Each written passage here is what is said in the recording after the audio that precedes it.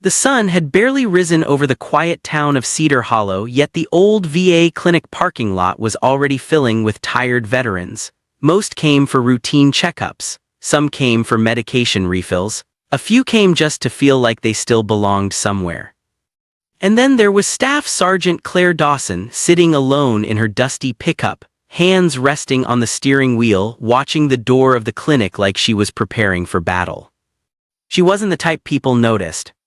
Claire was quiet, lean, and tired in a way that only soldiers understood. Her brown hair stayed tied back tight. Her eyes carried a weight that never quite lifted. She didn't push herself forward in conversations, didn't brag about her deployments, didn't correct the men when they spoke over her.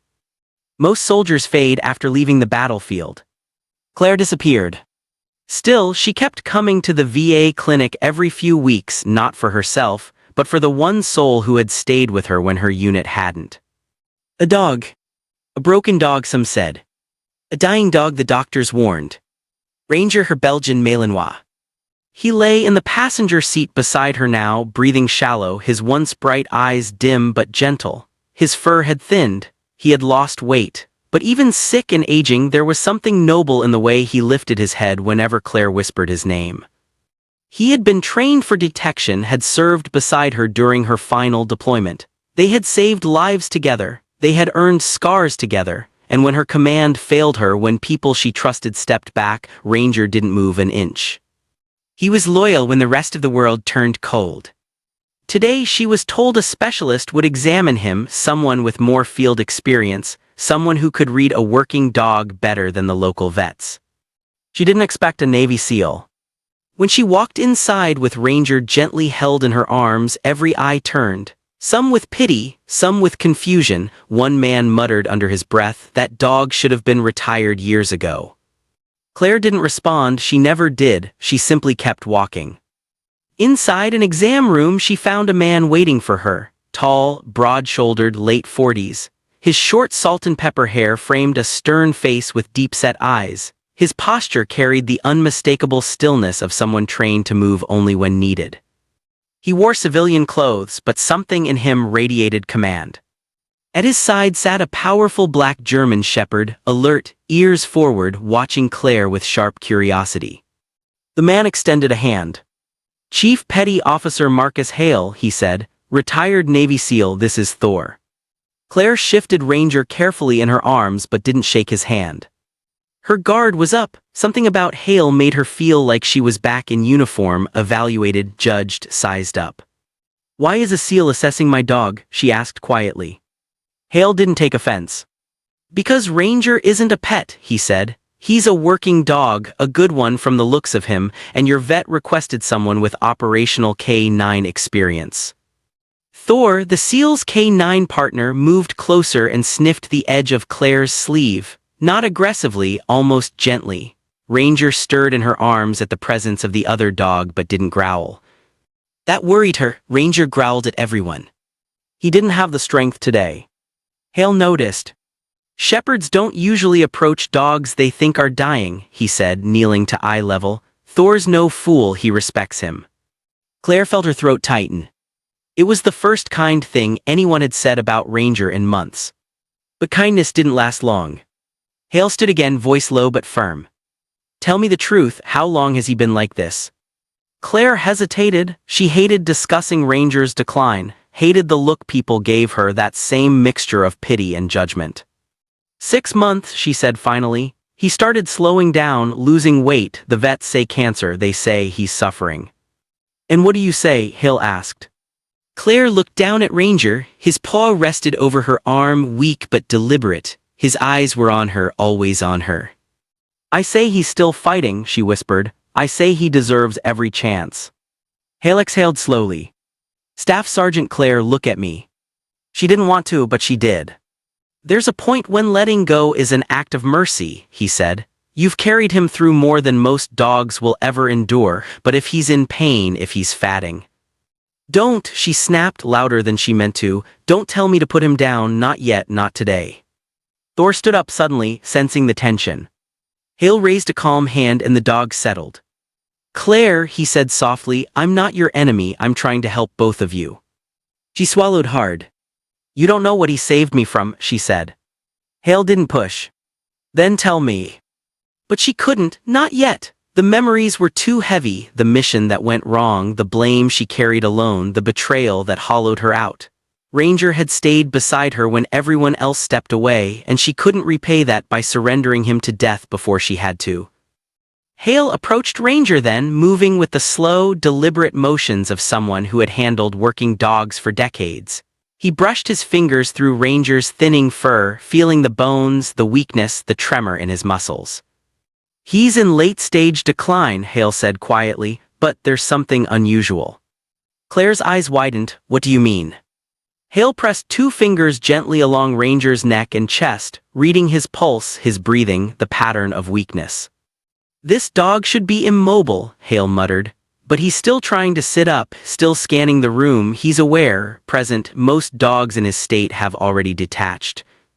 Ranger suddenly lifted his head and looked directly at Thor. Thor responded by lowering his own head, almost respectfully. It sent a strange chill through the room. Hale stood. I've seen this twice before, he said.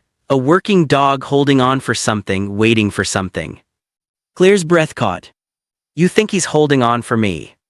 For something connected to you, Hale corrected. But yes, he isn't done yet. A spark of hope flickered inside her chest, a dangerous, painful hope. Hale walked to the counter, pulling out medical notes, scribbling observations. Listen, he said without turning, I don't say this lightly, you need to prepare yourself, he doesn't have long. Claire nodded, her jaw trembling even as she tried to steady it. But before you make any decision, Hale added, I want to see how he responds in open space. Outside, dogs reveal truths when their feet touch the ground. Claire lifted Ranger carefully. He tried to help her, weak legs pushing just enough to keep dignity in the small movement. When they reached the back field behind the clinic, a quiet grassy stretch bordered by old trees, Hale gestured gently. Set him down. Let's see what he has left. Claire knelt and lowered Ranger to the grass. For a moment he lay still. Then with slow determination, Ranger pushed up on trembling legs. Thor watched intently, as if evaluating. Ranger took 1 step. Then another. Every movement was a battle.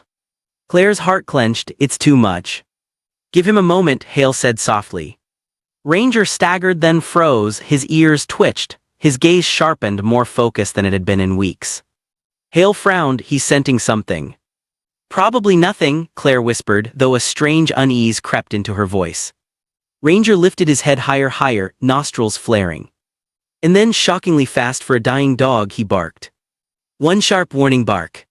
Thor immediately lunged forward, muscles tensed, ears locked in the same direction Ranger had barked toward. Hale froze. That wasn't a confused bark, he said, that was a signal. Claire looked at the tree line. Signal for what? Hale didn't answer because he didn't need to. A moment later, from the edge of the woods, came the unmistakable sound of something moving quickly through dry leaves. A person. An animal. Someone watching them. Ranger growled weakly, forcing his frail body in front of Claire as if ready to defend her.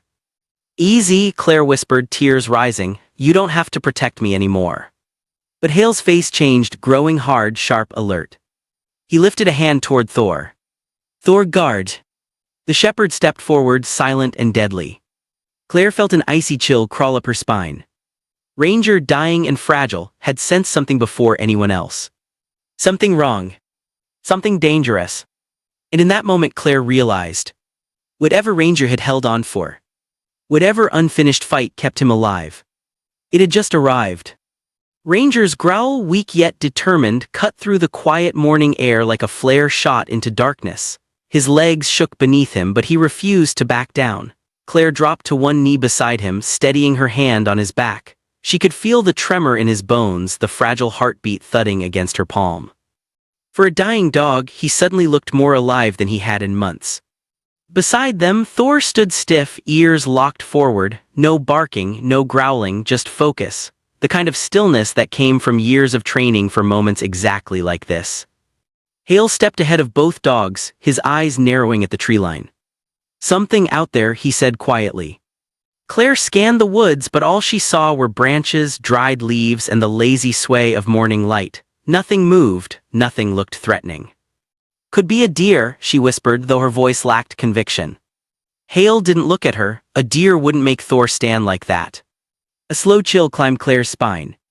Ranger barked again, short, sharp, insistent. Hale raised a hand, signaling Thor to inch forward. The shepherd moved silently across the grass, each step controlled, measured, precise. Ranger tried to follow, but his legs buckled. Claire caught him just before he collapsed. "No," she whispered, her voice breaking, "you've already done enough." But Ranger pushed again, trying to stand, desperate to remain between Claire and whatever he sensed. "He's in no condition to fight," Hale said, still watching the woods. "If he's reacting, it's not random. He smells something familiar, something tied to his past or yours." Claire's breath hitched. "My past." Hale glanced toward her, reading the look in her eyes with unsettling ease. "You said he saved you from something," Hale said, "something big." Claire swallowed. "He did," she whispered, "but the man who caused it, he's gone." "Gone how?" Hale pressed. "Gone as in, I never saw him again," she said. "After the investigation, everything disappeared, the reports, the witnesses, even his name stopped coming up in briefings." Hale's jaw tightened. "That doesn't mean he's gone." Before Claire could respond, Thor stopped at the tree line. He stood still, head slightly tilted, sniffing the air. Hale called out sharply, "Thor Mark." Thor suddenly swung his head left, toward a thick clutch of brush. A second later the branches rustled, fast, sharp, like someone retreating. Claire's heart leapt, someone's there. Hale reached instinctively for a weapon that wasn't on his hip anymore, old habits from a life lived in shadows. "Stay with Ranger," he ordered. "What are you going to do?" Claire asked. "Find out who's watching you." He took 3 steps toward the woods. And then the sound stopped. Silence. Heavy. Unnatural. Thor didn't chase, instead he returned to Hale's side with a strange, uneasy look. "He doesn't like what he smelled," Hale muttered, "which means it's human and dangerous." Claire clutched Ranger closer, feeling his body relax slightly. Not from relief, more like the mission he had forced himself to complete was momentarily done. His eyes drifted up to hers, warm, pleading, tired. "You warned us," Claire whispered. "Good boy, you warned us." Hale crouched beside them. "There's something you're not telling me," he said, not accusing, just steady. "And I'm not here to judge you, but if someone followed you to this clinic, we need the truth." Claire's throat felt tight. She didn't want to open old wounds. Didn't want to relive the night everything fell apart. But Ranger had already dragged the past into the present. She owed it to him now. She took a shaky breath. "4 years ago," she began, "my unit was deployed in coastal Afghanistan. There was a raid planned on an abandoned factory outside Lashkar. Intel said the building held explosives and maps for upcoming attacks." Hale listened without blinking. "Ranger and I were sent in with the entry team," she continued. "I was assigned backup, not point, but when we entered the first hallway, Ranger stiffened. He kept pulling me toward a side room. He sensed something." "What was in the room?" Hale asked. "A bomb," Claire whispered, "big one, wired to trip as soon as the door opened."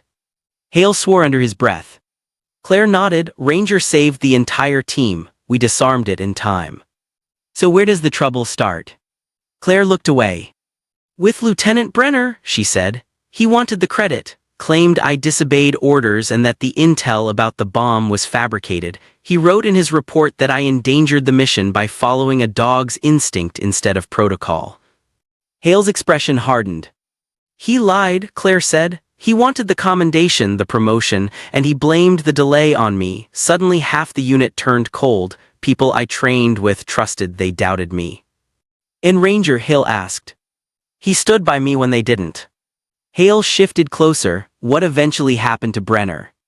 "He was supposed to ship home early. Rumors said he was being reassigned to a training post in Virginia, but then he vanished, just gone. Removed from our rosters, no paperwork, no transfer, nothing." Hale stared at her, long searching. "And now you think it might be him in those woods?" "I don't know," Claire whispered. "I just know Ranger only reacts like that to one thing." "What thing?" "Danger," she said, "danger tied to memory." For the first time that morning, Hale's face changed from stern professionalism to something else, something like concern. "Claire," he said gently, "Ranger might not be just sick, he might be holding on long enough to warn you." Claire blinked, her eyes burning. "But why now, after all this time?" Hale stood, scanning the woods again. "Because something or someone from your past has finally caught up." They brought Ranger back inside the clinic. The staff had already heard the barking and were uneasy, peering through windows as if expecting a wild animal to burst through the trees. Claire settled Ranger on a padded mat while Hale paced slowly, replaying everything, analyzing. After several minutes he finally spoke. "There's a trail," he said, "barely noticeable but fresh footprints along the ridge behind the clinic, heavy boots, not hikers, someone watched you walk in." Claire's stomach twisted. "Why would anyone follow me?" "Not you," Hale replied, "your dog." Claire stared at Ranger, whose breathing had become shallow again. "You think someone wants Ranger?" she asked, nearly laughing at the absurdity until Hale didn't smile. "He's a working dog who detected something during a classified mission," Hale said. "If Lieutenant Brenner fabricated reports, someone else might fear what the dog remembers." "But he's dying," Claire said softly. "That makes him a loose end," Hale replied. The words struck like a punch. Claire trembled, her hands tightening in Ranger's fur. "No," she whispered, "no one would hurt him, not after everything he's done." "People have done worse for less," Hale said grimly. "If someone followed you today, it was intentional." Claire lowered her head. A tear slipped down her cheek and landed on Ranger's paw. He blinked, lifting his head to touch his nose gently against her wrist. Ranger was trying to comfort her even now. Hale softened his tone. "Claire," he said, "I need you to trust Thor and me. We're going to help you. But we need to know everything, every detail, every enemy, every loose thread."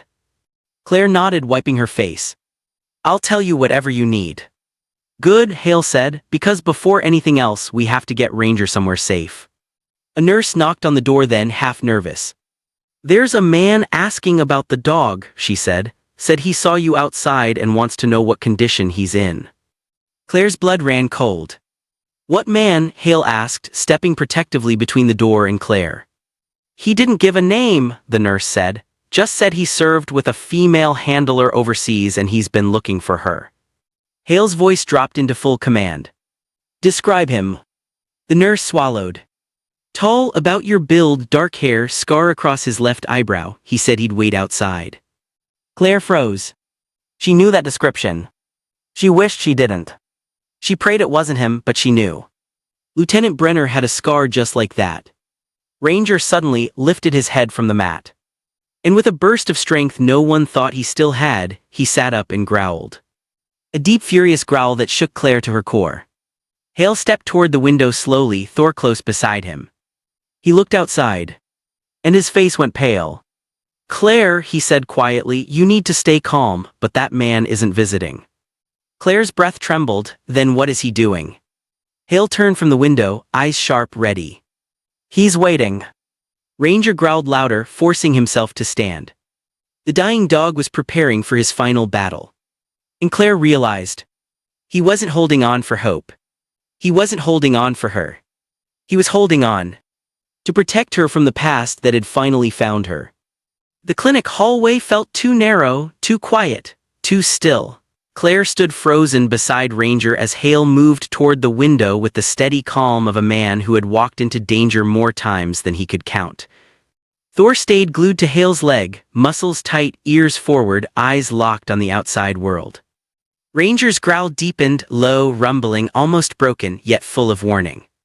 Claire had never heard that sound from him except once, the night everything went wrong overseas. Hale pulled aside the curtain just a fraction of an inch and studied the parking lot. "Is it him?" Claire whispered, her throat dry. Hale didn't answer right away. He stared long enough for tension to weave itself into every inch of the room. Finally, he stepped back and said, "He's not wearing a uniform, plain clothes, sunglasses, but the way he's standing," Hale exhaled sharply. "He's not a man waiting for a friend, he's watching the exits." Claire steadied herself by putting a hand on Ranger's back. His body trembled, but he didn't look away from the door. Hale turned to her. "Tell me honestly, if this is Lieutenant Brenner, do you believe he could hurt you?" She hesitated not because she didn't know the answer but because she didn't want to say it out loud. I believe, she whispered, he hurt me once and men like him don't change. Hale nodded, then we treat this as a threat. He moved with quiet precision, checking door frames, nodding sightlines, positioning himself between Claire and the windows. The clinic staff had begun to sense something was wrong. A receptionist whispered to a nurse. A veteran in the waiting room slowly stood, watching the commotion with worried eyes. Claire took a breath and said, "What do we do?" "We get you and Ranger out of here safely," Hale said, "and we find out why this man followed you." Claire shook her head. "No, Ranger can't be moved far, he's too weak." Ranger, as if understanding, forced himself to stand anyway, legs shaking, breath trembling. Claire knelt beside him. "No, baby, you don't have to fight," she whispered, stroking his head. But Ranger wasn't listening. He took one wobbling step toward the door, then another. Hale watched him closely. "He's in protection mode," he said, "his training's taking over." Claire's heart broke. "He doesn't have the strength." "He'll try," Hale said. "Working dogs don't go by strength, they go by purpose." Thor barked once, sharp, urgent. Hale turned to Claire. "We need to move now. If Brenner came here with bad intentions, he won't stay outside forever." Claire nodded. Hale planned quickly. "Thor and I will go out first, we'll draw his attention. You slip out the clinic's back door with Ranger. There's a service alley that leads to the upper lot. Parked cars will give you cover." "You want me to run?" Claire asked quietly. "I want you alive," Hale said. Claire hesitated. Not because she doubted Hale, but because her instincts screamed not to leave him alone. "Chief," she said softly, "please be careful." Hale offered a rare half-smile. "Danger's an old friend." Thor growled, urging him to move. Hale pushed open the clinic entrance with a slow, deliberate step. Thor exited first, not charging but scanning, calculating, every sense active. Claire watched through the narrow gap of the doorway. The man in sunglasses, Brenner, undoubtedly straightened when he saw Hale. He didn't wave, didn't step forward, didn't act surprised that a Navy SEAL and his dog were suddenly exiting the VA clinic. He just watched. Too calm. Too still. Claire whispered a prayer. Ranger pressed his head against her leg, urging her toward the back of the building. "Okay," she whispered, "let's go." She scooped Ranger into her arms. He was lighter than he should have been and hurried down the hallway. Each step felt heavier than the last. Each breath sounded like a countdown.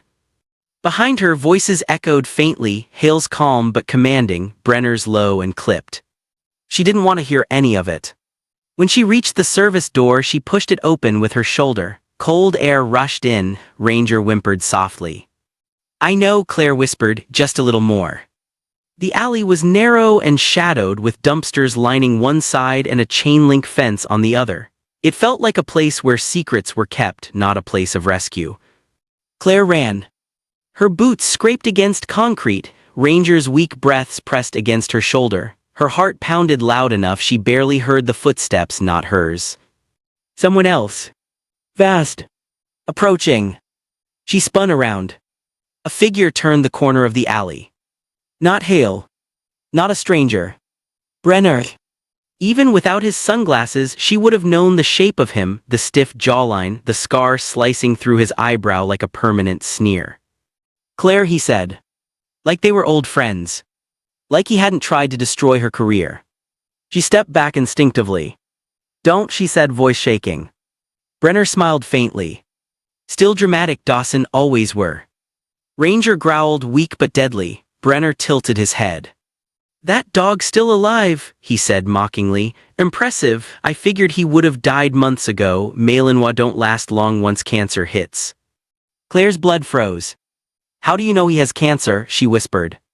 Brenner smirked. "Because I checked his records." She stared, stunned.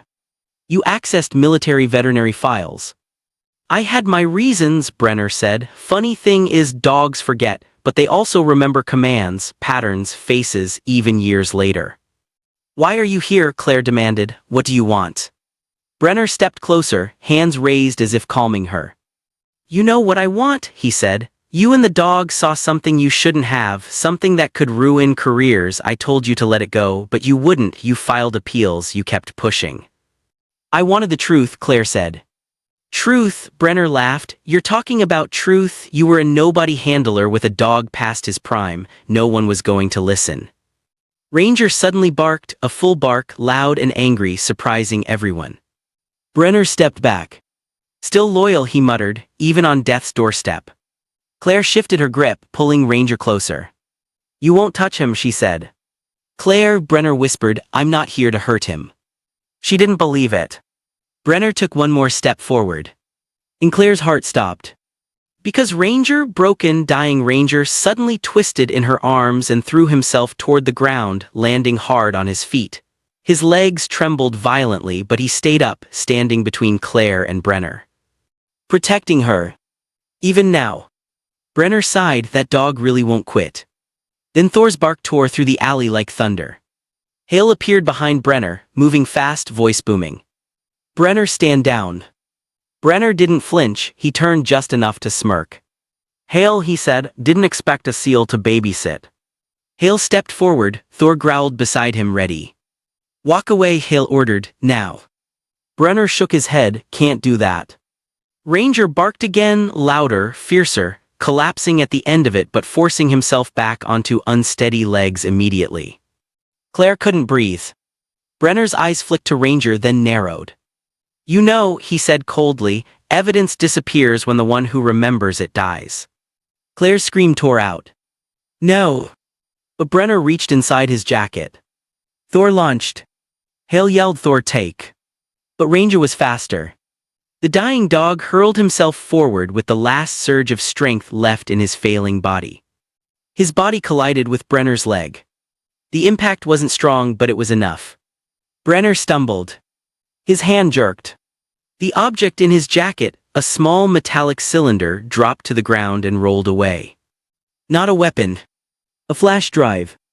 Ranger collapsed beside it, breathing hard, unable to stand. Claire rushed to him, dropping to her knees. No, Ranger, stay with me. Hale grabbed the drive and glared at Brenner.